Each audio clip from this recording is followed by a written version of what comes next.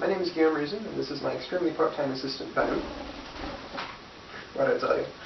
This is a submission for the IGA 2011 Juggling tutorial competition, and in this tutorial I'm going to be teaching you how to do the Boston Shuffle, as well as the Boston Shuffle yo-yo variation, which looks something like this, respectively. You can think of the Boston Shuffle as a slower, easier version of the full shuffle.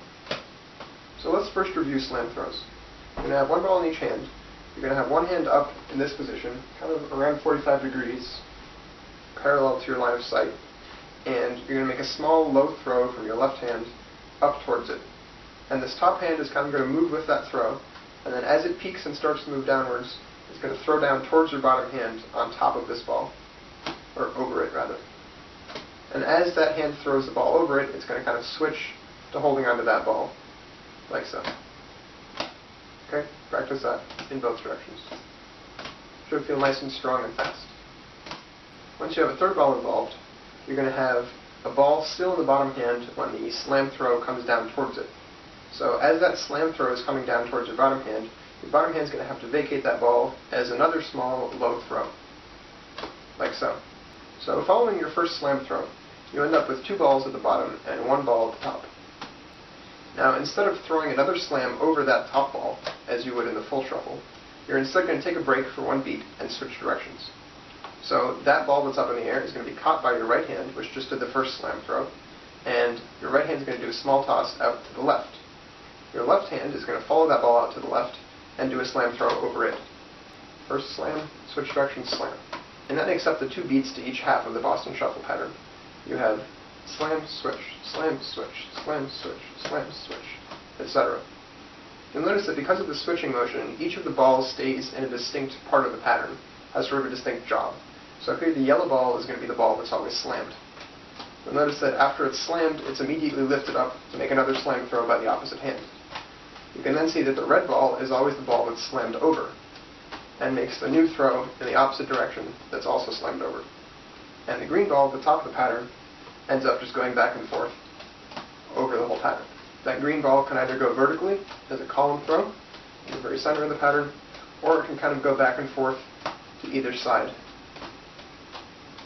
like so.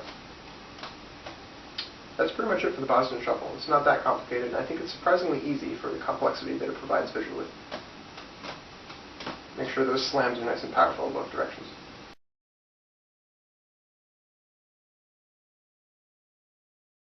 The Boston Shuffle has a very fun and visually pleasing alternative, which is sort of the yo-yo variation.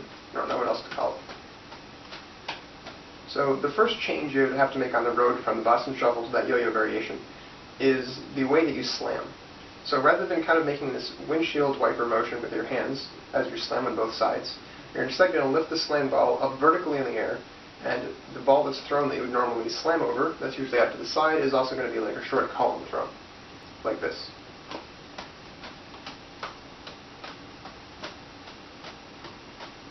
Now I notice that as a result of that, I'm no longer really doing slam throws at all. Normally slam throws are very strong and fast and end up kind of clawing the ball below them. But in this case you have sort of a slower motion where you sort of end up cradling the ball beneath it. So this is the first part of it that you should start practicing. You're going to have one ball in each hand, so put them above each other in a column, and throw up the bottom ball while trying to stay the same distance from it throughout its whole path with the top ball, like so. Now once the bottom ball gets to the top of its path, the top ball is going to be let go of, and your hand that's holding it will switch to the bottom ball, like so. Your other hand will then step in and grab the top ball, cradling it as it makes its descent so that, again, they stay the same distance from each other throughout the fall. And then you can swing over to the other side and repeat it the other direction. So this ends up kind of being a U pattern, where the balls stay the same distance from each other the whole time. And again, it's very important that you wait until the bottom ball gets to the very peak before you let go of the top ball, and that you don't give the top ball any velocity in any direction. You want to just let go of it when it's at the very top and move down. You don't want to be pushing it up or down. So you can start into this while doing a regular Boston Shuffle, just by kind of starting to lift those slammed balls up higher vertically and letting go of them rather than slamming them.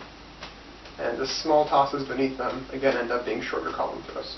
Now the next small modification to make is which way the center ball and the slammed ball, which isn't really slammed anymore, interact. So you'll notice that in this version of the pattern, the yellow ball being the middle ball goes over both of the other balls as you switch directions. What I'm going to have you do is, instead of going over both of those, the top ball, the slant ball, is now going to go on top of that center ball. So the center ball will essentially go between the other two balls. This is going to result in a different motion for the two balls that are staying the same distance from each other. So that rather than making a U pattern and going up on both sides of your body, the two balls will now make an arch pattern, go up in the center and down on the edges. Now this is also different because in the U pattern, the balls are both supported throughout the center, and then at the edges they switch hands, like so. Whereas in the arch pattern, the bottom ball is unsupported throughout the center of the arch, and both of the balls are supported at the edges where you make the arc throws. Like that. So practice that motion for a while. Now in the full pattern, you can start out doing the regular U pattern, and then once you catch that top ball of the two that are following each other, instead of going down underneath, you're going to do an upwards lifting motion, and throw the bottom ball to match that. So, once I catch the green one, I'm going to make an upwards motion, throwing the yellow one to match it. And that is the yo-yo variation of the Boston Shuffle.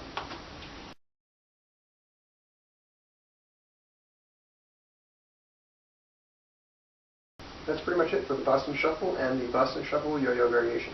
Good luck and enjoy. For anyone watching this between April 1st and April 4th of 2011, if you like my tutorials and you want to help me win some awesome new juggling stuff, it'd be great if you could click on the link which should be in the description during that time period and give me your vote. Thanks a lot.